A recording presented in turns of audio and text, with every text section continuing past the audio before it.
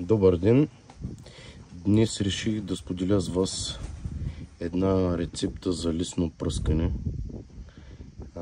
на растенията, която е особено полезна при климатични условия, като тези, които имаме в момента, където на повечето места в страната температурите са от 38 до 42 градуса.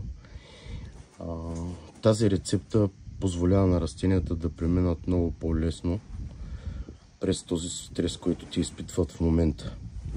Рецептата, която съм използвал юли месец два пъти и ще използвам през август, е от препарата Prev Gold в доза 10 мл на литър, аминозол в доза 3 мл на литър и силикон макс в доза 1 мл на литър. Тези три препарата в комбинация предпазват листа на самите растения и им позволяват да се развиват нормално. Благодаря ви.